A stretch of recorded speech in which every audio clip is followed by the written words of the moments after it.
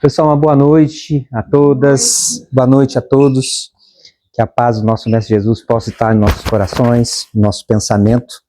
Com alegria que a gente retorna aqui, né, ao Luzita Pedroso, mais uma vez ao convite da Thaís. É sempre uma alegria, Thaís. Obrigado pela confiança, tá bom? Hoje o nosso tema, como a Thaís já falou, nós vamos fazer algumas reflexões sobre o bem e o mal. Para falar sobre o bem e o mal, é algo assim muito complexo, porque eu vejo como talvez seja uma das maiores questões filosóficas da história da humanidade. Se a gente for olhar, boa parte de todos os filósofos que passaram dedicaram algum tempo, algum livro, alguma dedicação a esse tema. Se a gente for um pouquinho mais lá atrás, a gente vai ver que Sócrates já se preocupava com essa questão. E para Sócrates a gente via que bem e mal, ele definia o bem como se fosse uma questão de conhecimento e razão e virtude. Ele se pegava nesse tripé para poder fazer as suas lucubrações filosóficas. E o mal para ele nada mais é do que era a ignorância. A gente vai ver que desses conceitos filosóficos socráticos, a gente vai ver, não é à toa que ele é o precursor do espiritismo, a gente vai ver que também, no nosso estudo, a gente vai ver que dentro do Pentateuco Espírita, a gente vai ver muitas questões filosóficas socráticas sobre o bem e o mal. A gente pode também pegar um dos pais da igreja romana, que foi Santo Agostinho, mas na época que ele estava encarnado, lá pelo século IV, mais ou menos da nossa era, Agostinho de Hipona. Ele era bispo em Hipona, na África, e Agostinho, ele trouxe para nós uma questão muito importante que Kardec vai trabalhar no Pentateuco também, nessa questão, que é a questão do livre-arbítrio. Então a gente deve muito isso a Agostinho de Hipona, quando ele estava encarnado. Mas, justamente, acredito eu, pensamento meu, Caetano, naquele momento que ele estava encarnado, talvez sem ter essa compreensão mais ampla do livre-arbítrio, da relatividade do livre-arbítrio, e por não conseguir entender como que o ser humano não conseguia chegar à perfeição numa só existência, então ele trouxe para nós a teoria da graça, que era aquela teoria onde nós, humanos, não tínhamos condições por conta própria, através do nosso livre-arbítrio, de chegar à perfeição. Mas a graça divina consegue fazer isso por nós. Então ele trouxe essa teoria que alguns dos eleitos seriam agraciados e conseguiria chegar lá, né? Então, isso não está dentro da doutrina espírita, mas a questão do livre-arbítrio, a gente vai ver que está aqui dentro. A gente pode chegar mais recentemente também, nós vamos ver Friedrich Nietzsche, que no seu pensamento, aonde que para ele Deus e religião é uma criação da mente escravizada e oprimida do ser humano. Então Nietzsche descarta Deus e religião como nós o conhecemos, e, aliás, não só ele, todos os pensadores positivistas daquela época, né? Mas não descarta a questão filosófica do bem e do mal. Para ele, o bem e o mal é algo relativo, que cada individualidade cria o seu conceito de bem e mal, através da sua vontade em busca do poder. Então a gente pode olhar, não, mas Nietzsche de repente derrapou aqui, derrapou ali nos seus pensamentos positivistas? Pode ser, questão filosófica. Mas a questão da relatividade que ele traz, a gente vai encontrar aqui no Pentateuco. É interessante que quando a gente adentra a doutrina espírita, a gente e temos até hoje, a dificuldade para entender a questão do princípio inteligente. Porque para a gente entender a origem do bem e mal, aqui na Gênesis, Kardec vai pegar o capítulo 3 e vai trazer toda essa questão filosófica da origem do bem e do mal. Para a gente refletir sobre isso, a gente tem que voltar um pouco mais atrás no tempo.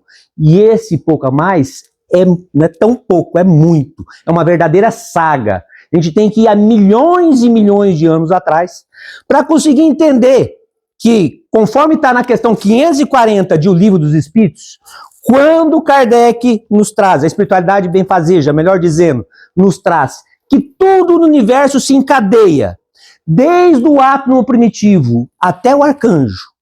E eles complementam dizendo que este arcanjo começou como um ato primitivo, trazendo para nós o princípio de tudo, que é o princípio inteligente, inicia-se lá no ato primitivo, lá no reino mineral, passa pelo reino vegetal, trabalha-se as sensações, no reino animal solidifica o instinto até adentrar no reino nominal. Essa solidificação do instinto no reino animal que leva milhões e milhões de anos. Por que isso é importante? Porque você imagina, o nosso princípio inteligente, até ser individualizado, fica ali, ó, martelando, milhões de anos para sedimentar um instinto. E quando a gente entra no reino nominal, a gente ganha uma mala de ferramentas diferente. Porque antes, no reino animal, nós tínhamos somente um instinto automático. A gente pode ver com um animalzinho, ele tem inteligência? Tem inteligência. Mas a inteligência no reino animal, ela é fragmentada. Você não vai ver um cachorrinho planejando o futuro dele. Como é que vai ser minha aposentadoria? Não, é fragmentado. É como se fosse uma luz que acende e apaga, acende e apaga, acende e apaga. Quando a gente adentra no reino nominal, esse pensamento passa a ser contínuo. É como se fosse aquela luz de farol que orienta os navios, que não apaga nunca e que está sempre 360 graus girando, iluminando. Então, o nosso pensamento humano é contínuo. E quando a gente entra nesse reino nominal, a providência divina põe para a gente uma nova caixinha de ferramentas. Além do instinto, a gente passa a ter a razão, a gente passa a ter outra ferramenta importantíssima, que é o livre-arbítrio, olha Agostinho aí, e passa a ter a questão das consequências morais. Olha que coisa fantástica. Então a gente tem uma maletinha com novas 3 ferramentas para trabalhar na nossa evolução no reino humano a caminho do reino angelical. E nós vamos trabalhar isso. Então, no reino hominal, é uma luta para nós começarmos a sobrepor a razão sobre o instinto. E isso gera um conflito enorme em nós. Porque foram milhões e milhões e milhões de anos nós trabalhando, evoluindo em função do instinto. Então hoje nós temos que sobrepor esse instinto através da razão e no trabalho moral através do desenvolvimento do nosso sentimento. E essa é a luta, é esse o conflito. É por isso que a gente traz esses conflitos internos. O que é o bem, o que é mal, estou no caminho certo, no caminho errado, como é que está? E olha que coisa interessante. Vamos falar das questões filosóficas que Kardec trabalha aqui. Na Gênesis, no capítulo 3. Nós, quando adentramos no movimento espírita, eu tenho quase que certeza que se alguém aqui de vocês não passou por isso, fala assim, ó, eu não ouvi isso não, mas eu tenho quase certeza que todos aqui ouvimos. Uma coisa que eu aprendi, e eu acredito que vocês também aprenderam. A gente sempre ouve, aqui é o seguinte, aquele que não bem ou não aprende pelo amor, aprende pelo caminho da... Alguém aqui não ouviu isso? Todos ouviram. Então, a gente aprendendo no movimento espírita essa questão da dualidade de 2 caminhos. Ou a gente tem um caminho aqui, que é o caminho do amor, do bem e tal, e temos outro caminho também que vai trazer dor, sofrimento, que é o mal. Isso está aqui na doutrina? Não. Não está na doutrina. É um ensinamento equivocado que a gente aprende dentro do movimento. Não está. E por que a gente carrega essa dualidade até hoje? Vamos buscar no passado? Olha que coisa interessante. Se a gente for ver lá no judaísmo, Jesus veio dentro do judaísmo. Jesus nasceu judeu, foi educado, criado judeu e morreu judeu. Então, a base do cristianismo está todo no judaísmo. Se a gente for pegar o ensinamento judaico, a Bíblia hebraica, salvo engano, tem 24 livros. Dali que originou todas as outras Bíblias. A Bíblia nada mais é do que um conjunto de livros. Né? Então, cada religião vai formando a sua Bíblia. Você vai pegar a católica tantos livros, a protestante tantos livros e por aí vai. A hebraica pega o Antigo Testamento, que a gente chama de Antigo Testamento ou Antiga Aliança. Mas para eles tem 5 primeiros livros que são, segundo eles, da autoria de Moisés. Nós sabemos que tem um lapso temporal de quase 400 anos, então obviamente alguém escreveu aquilo lá em nome de Moisés, mas como se fosse da autoria de Moisés, que é a Gênese, né? O Êxodo, Deuteronômio, Levítico e Números. Esses 5 primeiros livros é base de todas as Bíblias. E esses 5 primeiros livros é chamado de Torá pelos judeus. Então, essa Torá hebraica não existe 2 caminhos. Porque para eles lá só existe um só Deus. E esse um só Deus é o único caminho. Não tem outro caminho. Então, da onde que a gente veio e tirou esse negócio de 2 caminhos? Caetano, mas eu já vi lá no Antigo Testamento, lá já fala em Satanás, fala em Satã. Diz que tem uma entidade diabólica lá que é tão poderosa quanto o próprio Deus. Isso está lá no Antigo Testamento? Tá. E como é que se explica isso? Isso está no livro de Job. E Job, se vocês terem ideia, é aquele personagem bíblico onde o Satanás fez uma aposta com a própria divindade de que ele era capaz de perverter qualquer um na face da terra. E Deus falou para ele, não, eu tenho um lá embaixo que esse você não perverte. Não, eu perverto. Não, você não perverte. Quem que é? É fulano de tal. Não, eu vou pervertê-lo. Aí é aquele personagem que foi perdendo tudo, né? Foi perdendo os animais, as propriedades, as famílias, os escravos, foi perdendo tudo, até a saúde física. Na hora que ele estava tudo perebado, pura ferida, aí Satanás realmente disse, não tem jeito. Não consegui, realmente você tinha razão. Não consigo pervertê-lo, dissuadi-lo ao mal. Por que que tem essa personalidade que está ali juntinho com Deus, discutindo mal e bem? Olha que interessante. Quando o povo hebreu, a gente sabe que eles foram cativos no Antigo Egito e depois na Babilônia. Quando eles foram cativos na Babilônia, lá pelo rei Nabucodonosor, ficaram lá quase 100 anos. Ciro, o grande rei persa, que dominou o maior império na época, dominou a Babilônia. E ele tinha uma visão diferenciada em questão à religião. Lá na Pérsia Antiga, quem ditava as regras era Zoroastro, zoroatrismo ou Zaratrusta. E para eles, a corrente filosófica deles sobre bem e o mal é que existiam quantos caminhos? 2. Porque para Zaratrusta, não tinha como o mal existir sem o bem e nem o bem existir sem o mal. Um dependia do outro. Se um acabar, o outro também acaba. Tanto é que eles tinham o Deus da verdade, né, ou do bem, que era Axá, ou o Deus da mentira, que era o Deus do mal, que era Drud. Então, ou seja, eles dividiam isso. E os hebreus, quando ficaram lá, aprenderam essa cultura e trouxeram para dentro do ensinamento hebraico. Isso é interessante porque você vai ver que dentre esses 24 livros, o livro de Jó é um dos últimos, porque é dividido na Torá, é dividido nos livros dos profetas e nos escritos sagrados.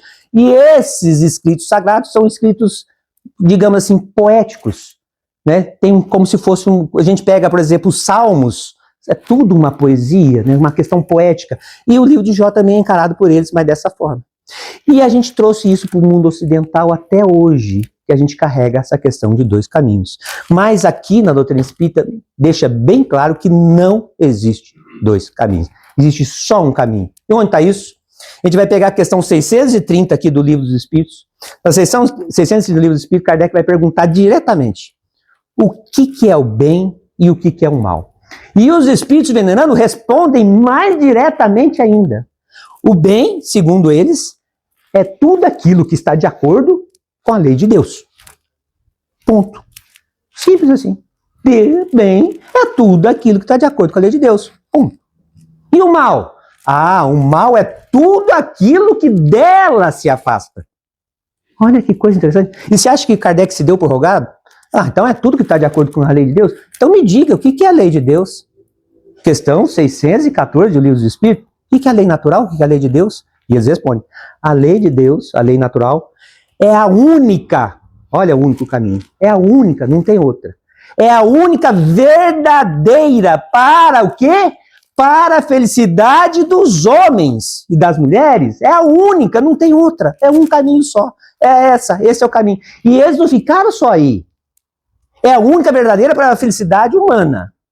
E ela vai traçar o que você deve e o que não deve fazer. Olha que coisa fantástica. Essa lei que vai dizer para você, aqui você até aqui você pode ir, até aqui você não vai. Ela traça. E complementar o melhor ainda, e somente será infeliz aquele que dela se afasta. Olha que coisa fantástica. Olha o que a gente tira disso aí. É a única verdadeira, não tem outra, é o único caminho. E eu só vou ser feliz, a consequência de eu estar nessa lei, qual que é a consequência? A felicidade. E qual que é a consequência se eu me afastar dela? Dor e sofrimento? Está escrito isso? Qual que é? O que está escrito ali? Que eles ensinaram? A infelicidade. Mas, Caetano, dor e sofrimento também não trazem felicidade? Quer ver uma coisa interessante? Quantas mamães nós temos aqui? Bastante. Alguma de parto normal? Olha, bastante. Quando o filhinho, a filhinha de vocês nasceram, vocês estavam tristes? Mas doeu pra caramba, não doeu? Então, dor e sofrimento é algo que ainda é consequência da gente estar no mundo de provas e expiações. As vicissitudes estão aí. Mas não quer dizer que isso é consequência do afastamento da lei, porque a gente tem essa visão. Ah, então se eu fizer tudo certinho, tá na lei, eu não vou sentir uma dor, não vou ter mais sofrimento? Não, as consequências ainda da nossa evolução estão aí para a gente vivenciar. Mas não é aquela dor moral que a gente está aqui fruto dos nossos erros e equívocos. É outro tipo de dor. Quer ver que coisa interessante? Uma analogia bem interessante? Vocês já viram aqueles seixos que falam, aquelas pedrinhas redondinhas no leito do rio? Quando o rio vai indo, dar aquela calmaria, parece aquele monte de pedrinha redondinha. Essas pedrinhas, lá no alto da montanha, são cheias de pontas. E elas vão descendo, montanha abaixo, através da água. Nesse jogo e nessa corrida de uma está ali em contato com a outra, as arestas vão se aparando, vão se desfazendo. Quando elas chegam lá embaixo, elas estão redondinhas e lisinhas. Mas precisaram do contato, de esfregar uma da outra, da frição, para poder se burilar. E nós, humanos, qual que é essa nossa frição? É aquele que está do meu lado. É nesse contato em sociedade, nesse convívio, que a gente vai aprendendo a se conviver. E todos nós temos o quê? Ainda no nosso estado. Carregamos o primitivismo do primarismo, do instinto, ainda, e estamos sobrepondo eles. Esse primarismo do instinto é como se fosse os espinhos. Sabe o porquinho espinho? Quando ele iriça, fica, que ele vai se defender? Nós fazemos isso. Agora, você imagina uma família de porco-espinho fazendo isso dentro da toca. Eles não fazem, porque um vai ferir o outro. Nós fazemos como a natureza? Não, a gente fere. A gente se eriça, a gente parte para cima, fere o filho, fere a esposa, fere o pai, e a gente põe nossos instintos agressivos ainda para fora. E é essa que é a grande luta para a gente sobrepor, passar por cima disso.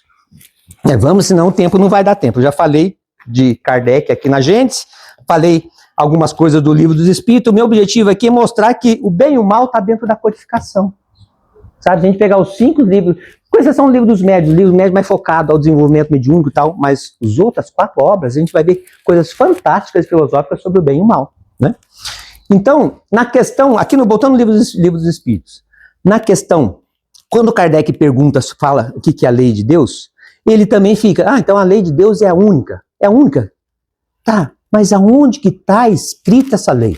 Está numa pedra? Será que está lá na tábua das pedras? Será que está na Bíblia? Será que está no Alcorão? Em que lugar está escrito? E ele pergunta. A resposta dos Espíritos, questão 621, ela está escrito na consciência. Então, quando nós somos criados simples e ignorantes, lá na questão 615 do Livro dos Espíritos, está lá, que somos criados simples e ignorantes. O que significa isso? Que a gente é um bruto? Que a gente é ignorante no sentido de brutalidade? Não. Simples no sentido que não tem ainda, senso moral desenvolvido, não temos as virtudes, mas também não temos o mal dentro de nós. Porque o mal, como a gente aprende aqui, é uma criação do livre-arbítrio humano desconectado de Deus. Nós criamos o mal, porque Deus não pode criar o mal. Isso está aqui na Gênesis, Kardec trabalha isso.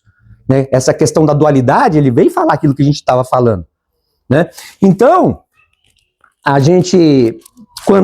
deixa eu só fazer um adendo que ficou para trás. Não sei se o tempo vai dar, mas é importante. Eu fico preocupado com o tempo. Então vamos lá. Tá bom. Não, fica tranquilo que vai dar tempo. Aqui, nessa questão, Kardec, ele questiona essa questão da dualidade, do Satanás, porque a gente tem essa visão que existe um ser satânico que é responsável por criar um mal ou de influenciar a gente ao mal. Mais ou menos por aí. E ele vai trabalhar isso na seguinte posição. Se Deus criou Satã, E olha que Satã, a gente viu que está lá no livro de Jó. Só que lá, no hebraico, não significa um ser demoníaco. Satã significa nada mais, nada menos, no hebraico, que o opositor, o adversário, aquele que está do outro lado. Então, Kardec trabalha. Se Deus é responsável por criar uma entidade desse, Deus criaria o mal. Aí, estaria indo contra o que nós temos aqui dos atributos da divindade, que ele é infinitamente bom e justo.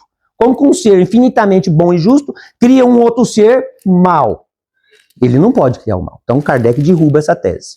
Aí, Agostinho, quando estava encarnado, ele trabalhava mais ou menos assim. Não foi Deus que criou Satanás, mas ele existe. Como irmãos nossos de outros credos acreditam que o Satanás existe até hoje. Mas ele existe. Deus, aí, para ele poder justificar que Deus não cria o mal, ele falou assim, Deus criou um anjo, todos os anjos, uma classe de anjos. E um desses anjos decaiu. Não é? Quem já ouviu falar sobre essa teoria do anjo decaído? Então esse anjo decaiu e se voltou para o mal e se tornou opositor a Deus e tão poderoso quanto ele. Aí Kardec trabalha.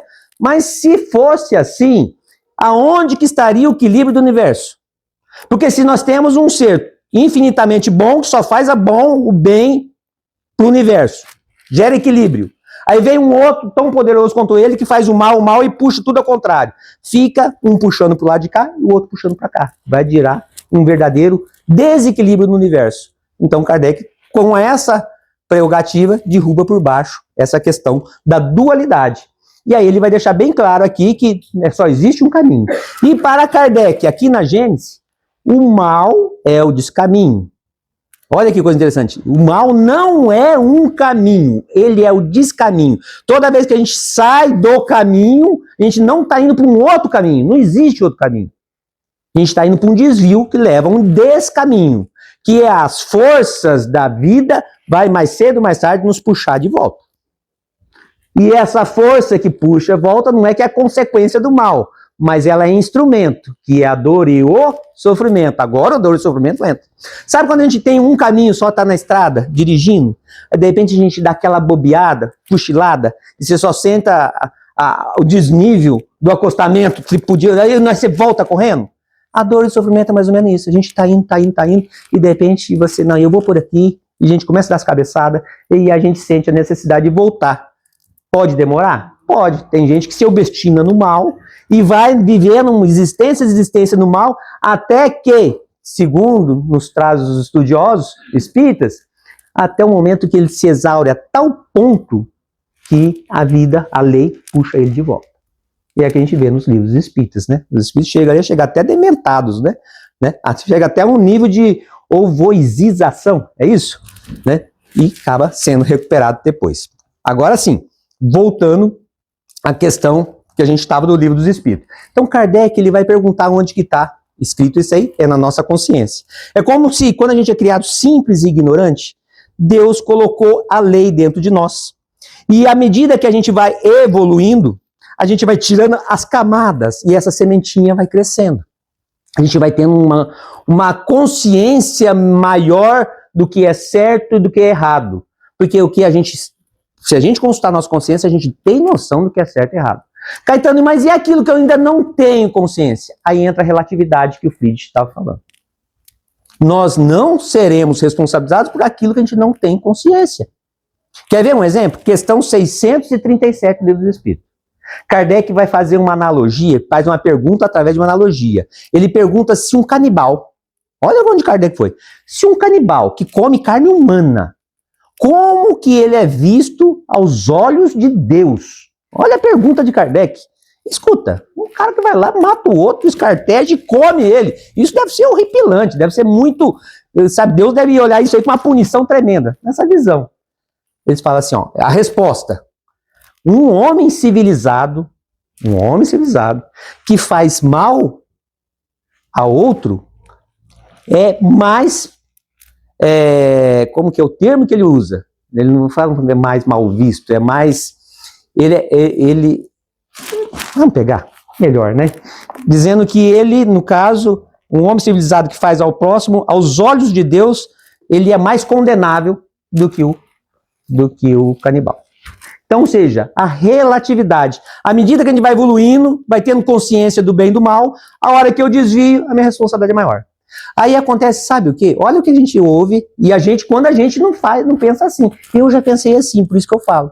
A gente está na doutrina espírita e fala assim, então, Caetano, eu não vou querer ter conhecimento disso aqui, não. Por quê? Porque a partir do momento que eu começo a estudar, eu sinto que a minha responsabilidade aumenta. E aumenta mesmo. E aumenta. Aí a gente fala assim, não, eu quero ter menos responsabilidade. Só que é o seguinte, olha o outro exemplo bobinho que eu vou trazer para vocês. Quem gosta de nhoque? É bom? Eu adoro massa. Tem gente que não gosta, né? Mas eu adoro nhoque. Quando a gente coloca as bolinhas na fervura, né? O negócio ali fervendo. Como que a gente sabe o ponto delas? Ela boia. Então, quando a gente procura mais conhecimento, desenvolver a inteligência, a intelectualidade, e com isso ter uma consciência maior do senso moral e desenvolver a nossa moralidade, a gente vai boiar mais rápido. Aí vai vir a providência divina e te tira você da onde? Da fervura. Se eu não busco isso aqui, é mais tempo que eu vou ficar nessa fervura de provas e expiações. E nosso mundo está indo para o mundo de regeneração, hein? Estamos aí. Então, esse conceito de, eu não vou buscar o conhecimento para não ter maior responsabilidade, é um tiro no pé, porque eu estarei retardando a minha evolução e com isso ficando numa condição de maior condições onde eu vou colher maiores dores e maiores sofrimentos em face do meu nível evolutivo, né? Olha que coisa. Quer ver outra questão interessante daquele livro dos Espíritos? Questão 642, Kardec pergunta: aquela pessoa que não pratica o mal. A pessoa não pratica o mal, mas também não pratica o bem. Isso por si só é agradável aos olhos de Deus? Resposta bem grande, não. Ponto. Tá certo que já é um processo? Já é um processo. Mas eles complementam, né? Porque cabe a cada um, os espíritos respondendo, cabe a cada um fazer todo o bem no limite das suas forças. Olha que coisa. Todo bem no limite das nossas forças. Por quê? Porque só o fato de você não fazer o bem que você poderia ter feito já é um mal. Olha aí, chama um chacoalhão da gente, porque a gente já tinha essa visão, né? Eu não faço mal, mas também os outros que se explodam. Não vou ficar fazendo bem para os outros, não. Basta? Não basta. Preciso evoluir. Preciso evoluir. Por quê? Porque quando a gente fala de lei de Deus, é o próprio Cristo que veio nos trazer o conceito da lei. Isso está onde? Em Lucas capítulo 10. Quando na conversa de Cristo, de Jesus, com o doutor da lei, sobre o que era a vida eterna, e olha que para o judeu a vida eterna era sinônimo de felicidade. Eu sofro aqui nesse mundo, mas vou para a vida eterna, então lá eu vou ser feliz. Então, quando eles estão discutindo sobre o conceito de felicidade, o que o Cristo fala para ele? Ele não fala nem que é ensinamento, ele fala que é um mandamento. Olha só, é um mandamento maior.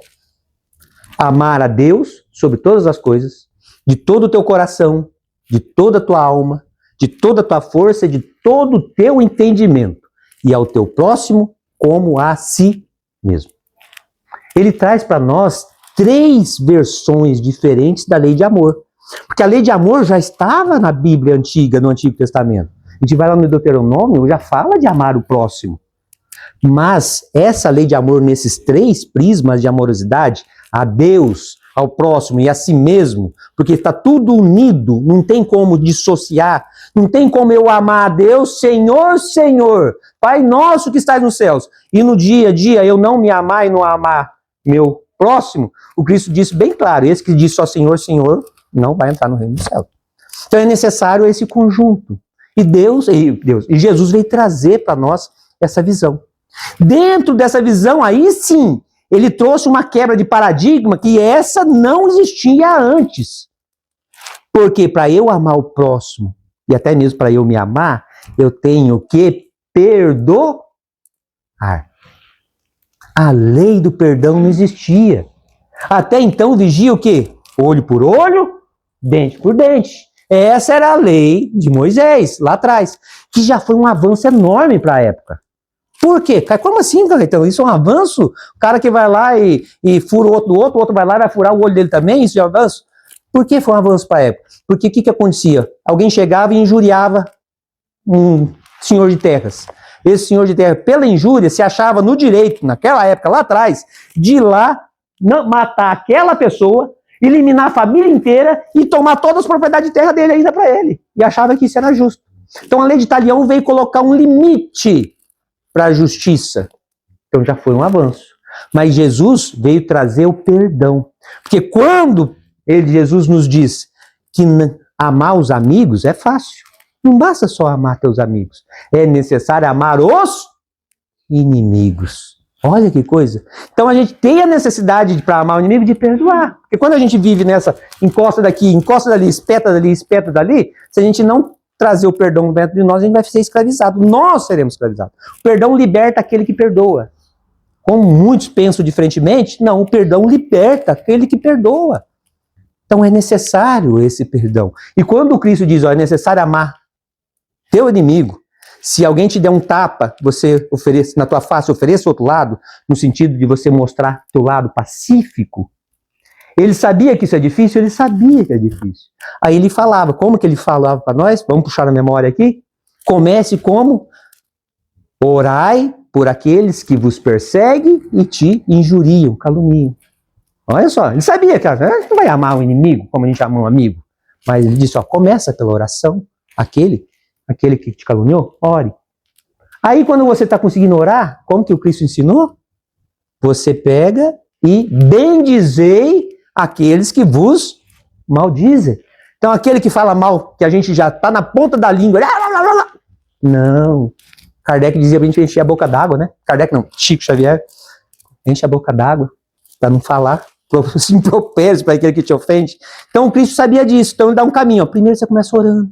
Aquele que te injuria, aquele que te calunia. Quando você consegue, e quando consegue de forma verdadeira, porque a gente tem esse hábito, assim, ó, Senhor, olhar para aquele infeliz que me prejudicou, aí você, na meia da tua oração, mas olhar só um pouquinho, não olha muito não, sabe? Mas olha um pouquinho que ele merece ali uma cacetadinha, né? Então a gente vai indo até que, sinceramente, a gente ora por ele. Aí Cristo falou, agora você chegou no nível que agora você vai falar bem dele. Então alguém te fala mal, fale bem dele. Para por aí? Não. Quando você já está no nível que consegue falar bem dele, ele diz, fazei o bem àqueles que te fazem o mal. Olha que coisa, é uma escadinha. E a gente pensa que perdoar é assim, né? Fazer o bem para o outro é assim. Não, é um processo de aprendizagem. Mas é necessário, porque senão a gente não consegue sair desse piso que a gente está de nossa evolução ainda, rumo ao mundo angelical. Vamos caminhando para o final. Então, ó, a gente falou bastante do livro do Espírito, da Gênesis. Aqui no Evangelho segundo o Espiritismo, vocês acham que ser um bom espírito, a gente tem aquela ideia, né? Nos nossos grupos mediúnicos, a gente tem assim, nossa, vê um espírito superior. Aqui, ele fala a característica de um bom espírito, não é nem espírito superior. Aqui vai estar no capítulo 17, daqui do Evangelho. Ele vai falar, olha que coisa, vai falar sobre características do verdadeiro homem de bem. Se eu não me engano, capítulo 17. Depois vocês procuram. Se não for o capítulo 17, vocês vão achar lá no índice. Característica do verdadeiro homem de bem. Kardec elenca mais ou menos umas 35 qualidades do verdadeiro homem de bem. Um bom espírito. E ele diz no final que essas não são características, sabe, que limitativas. É só exemplificativas. A hora que você já lê a primeira, nossa, você já fala, meu pai do céu, que caminho que tem que fazer? Porque a primeira característica, ele fala assim, ó, o verdadeiro homem de bem é aquele que pratica a lei de justiça, de caridade e de amor na sua maior pureza. Primeira característica. Tem que praticar a lei de justiça, de amor e de caridade na maior pureza. Aí eu vou estar classificado a primeira característica de homem de bem. Ainda depois tem mais 34. Se bem que essa aí é o carro-chefe, sabe? Só pra gente não desanimar, né? Senão a gente tá louco, né? Então aqui traz isso sobre isso. Como que a gente se torna uma pessoa do bem, uma pessoa boa. E aqui também traz no capítulo 8º, Kardec tem uma mensagem aqui que fala assim que é dos dos pecados por pensamento. É esse termo mesmo na mensagem. Pecados por pensamento. E ali ele vai fazer uma classificação de nós, espíritos, em relação ao bem e o mal. Sabe? E a gente deu uma esmiuçada nisso aí, os estudiosos trouxeram uma esmiuçada que eu acho interessante a gente fazer uma classificação para ver onde a gente se encaixa. Mais ou menos assim. Primeira classificação. Aquele que recebe o bem e devolve com o mal. Recebeu o bem e devolve com o mal, de que forma? De forma sistemática. Ele é totalmente insensível ao bem. Ele foi para um descaminho da lei tão grande que não consegue se sensibilizar com o bem. Tem um coração de pedra, é cruel, é mau, é perverso. Tudo aquilo que você pode imaginar de um espírito horrível, nesse sentido de maldade, está lá. Primeira classificação. Então o mal nele, ele sempre faz o mal, de forma sistemática. Ele acredita no mal, não acredita no bem. É opositor a tudo que vem do divino. Se afastou totalmente. É esses que mais cedo ou mais tarde vão se exaurir de tamanha forma no mal, que vai acabar sendo um dementado e a lei vai acabar puxando ele de volta. A gente vê nos livros espíritas, fantástico, né? Nós estamos estudando perturbações espirituais lá no Vinha de Luz, né? E tem um espírito das trevas que é isso aí, totalmente voltado, né? E é legal, porque nisso daí vem, ele não é insensível ao mal, mas ter uma mãe, ter um pai, ter quem o ama, Deus o ama, em um determinado momento isso consegue quebrar o coração de pedra dele e ele se desmancha todo. Não vou falar de dar spoiler não, porque vocês pegam perturbações espirituais, é bem legal, né? Então, primeira classificação é essa. Segunda classificação, aquele que recebe o bem e quase sempre devolve com o mal. Às vezes, de forma muito esporádica, devolve com o bem, mas pelas próprias circunstâncias. É aquele que ele, às vezes, por causa de um familiar, por causa de um filho, por causa de um ente querido, alguém que ele já começa a ter um sentimento de amorosidade, ele faz o bem. Mas quase sempre ele devolve o bem com o mal. Aquele que consegue é o invejoso, é aquele que, sabe, nada está certo para ele, e tudo que se chega algum bem para ele, a tendência é devolver com o mal. Mas, em certas circunstâncias, já faz algum bem. Segunda classificação. Terceira classificação. Aí a gente vai cair nessa lei de Moisés aqui. Olho por olho, dente por dente. Aquele que recebe o mal e devolve o troco com o mal. Nem pensar em fazer o bem. Se alguém me faz mal, eu vou me vingar dele, nem que eu tenha que ir lá naquele lugar. Mas que eu vou me vingar, vou me vingar. São os espíritos vingativos. Sabe? Ele recebe o mal e vai querer se vingar. Vai querer eliminar. E isso às vezes é coletivo. Às vezes tem, e no passado isso era mais comum, hoje talvez nem tanto, mas não existe. Às vezes nação inteira que quer destruir a outra. Por vingança. Olha que coisa. Então, terceira classificação. Quarta classificação. Aquele que recebe o mal, olha só, pensa em devolver com o mal, enche a boquinha d'água, né? Se contém, pensa melhor, reflete e não pratica o mal. Já está se contendo. Será que a gente já começa a ter momentos desses? Quando a gente está no trânsito, quando leva aquela fechada, será que eu consigo me controlar? Pensar, mas o desejo de pôr a mão para fora e fazer aquele sinal é grande. Ou então abrir o vidro e dar aquele berro. Estou falando por mim, gente. Vocês não. Eu, por mim, no trânsito é a minha maior provação, uma das maiores provações. Então, é a quarta classificação. Quinta classificação. Aquele que recebe o mal e devolve com bem. Olha, já está com um progresso enorme. Mas, ainda assim, fica magoado. Fica aquela gastura. Sabe aquela mãe que faz aquela macornada no dia de domingo para receber os filhos? Aí os filhos, um liga e fala, amanhã, em última hora, não vou ir não. Aí o outro também liga, também não vou poder ir. Ela com aquela mesa cheia de macarrão. Tá tudo bem, tá tudo bom. Mas fica aquela gasturazinha. Recebe o bem, recebe o mal. Não estou dizendo que não ir na macarronada da mãe é o mal, tá, gente? Mas recebe o mal e devolve com o bem, mas fica uma certa gastura. E a última classificação, aonde Kardec coloca aqui, nessa mensagem que eu falei para vocês, pecado por pensamento, ele coloca aqui aquele que aonde todo o progresso já foi feito, no nosso nível evolutivo, e recebe o bem e sequer pensa no mal. Não pensa no mal. Chegou a um nível assim que full time no bem. E eu não vejo assim espíritos mais próximos de nós para a gente ter um parâmetro. Você vê Chico Xavier. Quando que a gente viu Chico Xavier, sabe, fazer alguma coisa nesse sentido? Embora ele ainda tivesse um pouquinho de vaidade, né? Tem até uma passagem de Emmanuel falando da peruca dele, da vaidade dele. Aonde? Você não viu um espírito desse desejar? Diz que Gandhi estava no meio da multidão, já bem à frente da revolução que libertou todo o seu país. Diz que naquela multidão alguém lhe deu um soco e ele caiu com o queixo, tudo sangrando. Todo mundo preocupado, levantaram. Ele levantou e continuou falando exatamente aquilo que ele estava falando antes. E o pessoal ficou assim, mas Gandhi, você levou um soco. Eu levei um soco? O cara está tão focado no bem que até um soco, uma agressão física, ele não assimilava. Né? Então, recebe o bem e devolve com o bem. Né? Então, é interessante essas 6 classificações para a gente ter por parâmetro. Né? E aonde que é a chave nessa evolução que a gente consegue dar um plus, assim, bem grande? Quando a gente consegue trabalhar o degrau do perdão. Aí que é aquela parte das bem-aventuranças, né? Aquele, quando fala bem-aventurados os misericordiosos, porque receberão misericórdia. Quando fala essa parte, é o degrauzinho da evolução do perdão. É onde a gente tem que trabalhar. Que talvez hoje, no nível evolutivo que a gente está, essa questão do perdão seja uma das coisas que nós temos, talvez, conflitos difíceis de resolver dentro do nosso próprio lar. Porque é dentro do próprio lar que a gente tem que trabalhar essas coisas. É ali o primeiro lugar.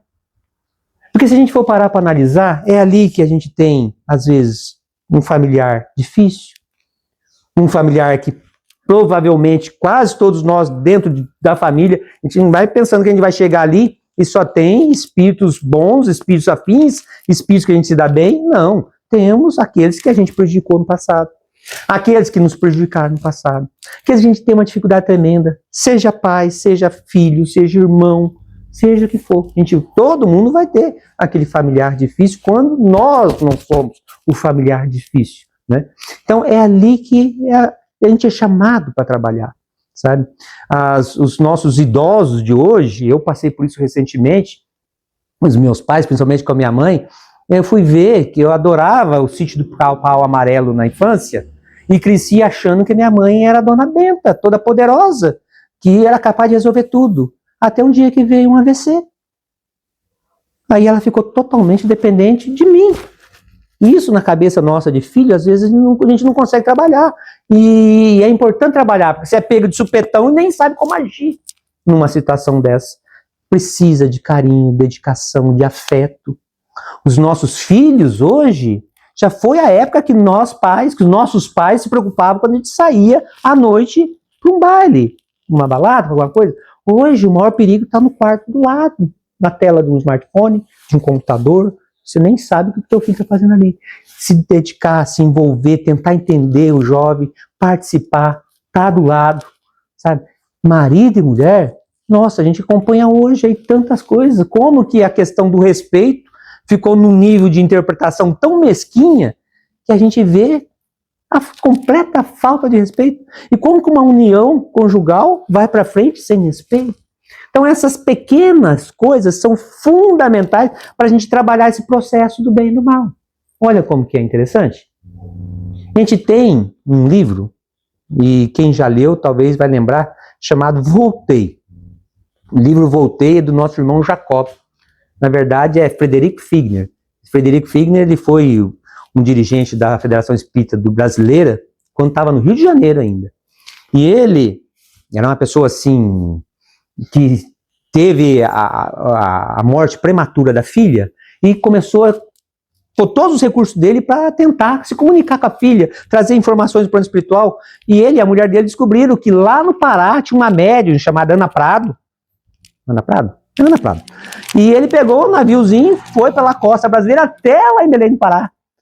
E, através dessa médium, a filha dele se materializou a tal ponto que abraçava ele, abraçava a mãe reconheceu a filha pelas unhas, porque ela que fazia as unhas das filhas, e aquilo foi tão marcante para ele, que ele voltou e passou o resto da vida dele, sabe, envolvido com a divulgação do espiritismo. Né? E quando ele desencarnou, ele imaginava, pô, eu fiz bastante, né? Fui bastante benemérito. Ia estar numa situação boa. E é legal porque esse livro ele coloca direitinho como que ele se sentiu logo após o desencarne.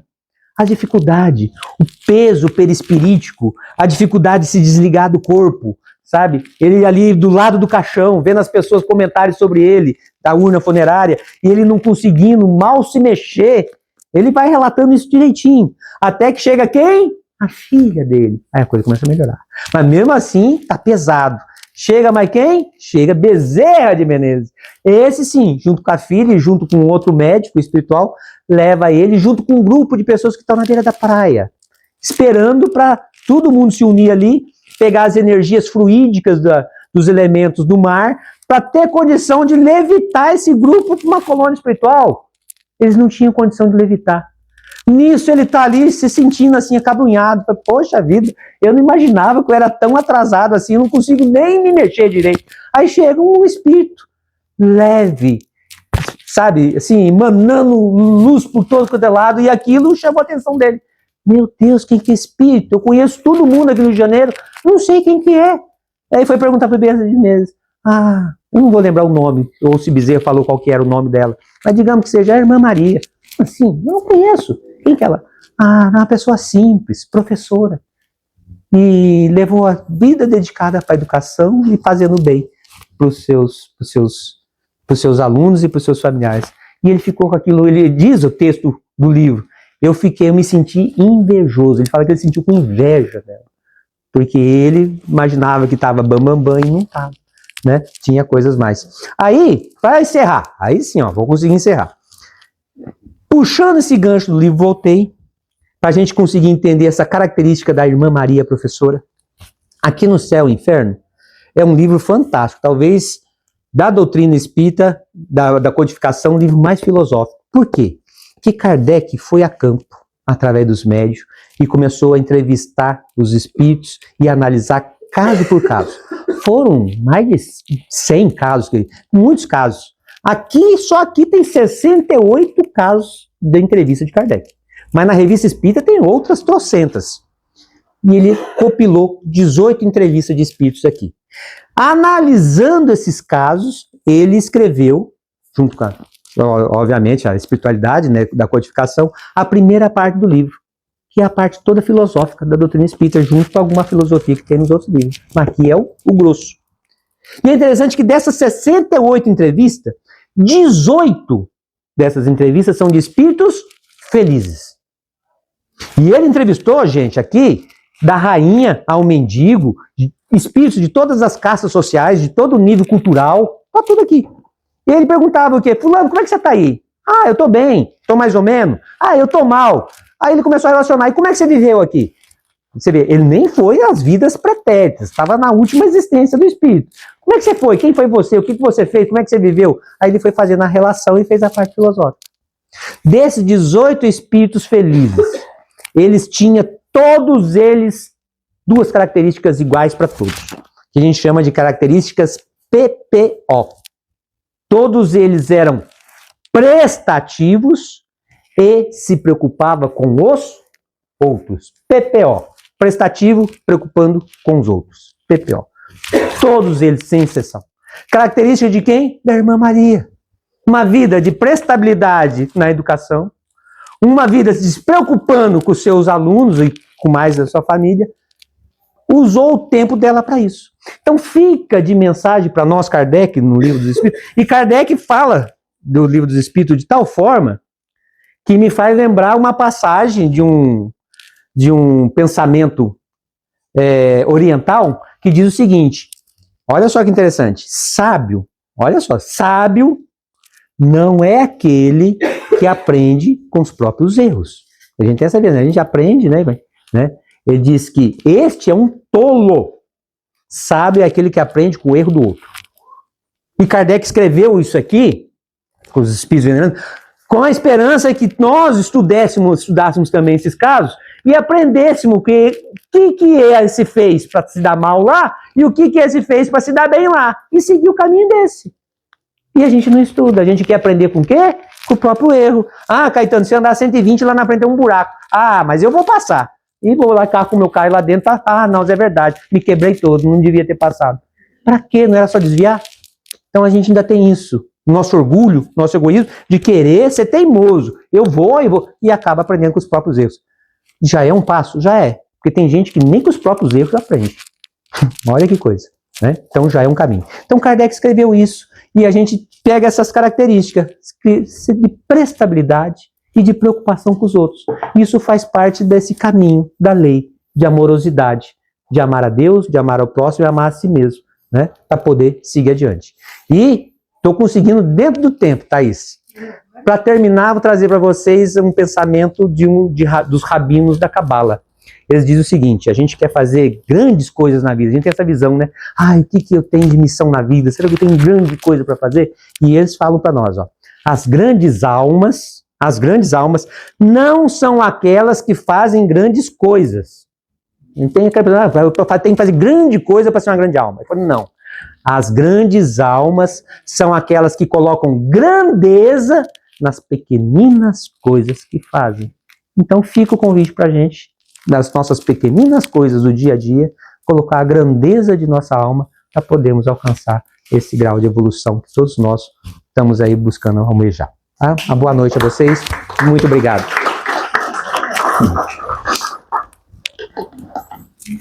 Vamos convidar a todos e a todas, então, a fecharmos nossos olhos de carne e, abrindo os olhos da nossa alma, possamos elevar até o mais alto, junto com a espiritualidade benfazeja que norteia e que monitora os trabalhos aqui no Lusita Pedroso.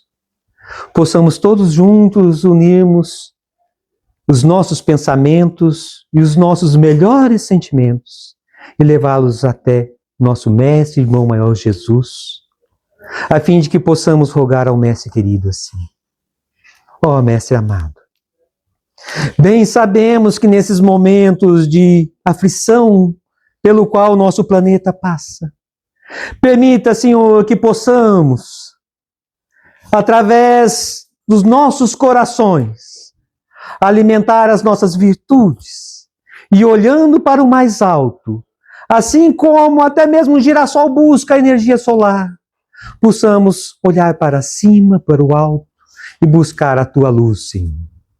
Permita, Senhor, que mesmo que as minhas mãos estejam doloridas, mesmo que os meus pés estejam sangrando, mesmo que o meu coração esteja em pranto, Senhor, através das lutas e desafios da minha vida, das nossas vidas, permita, Senhor, que possamos iluminar.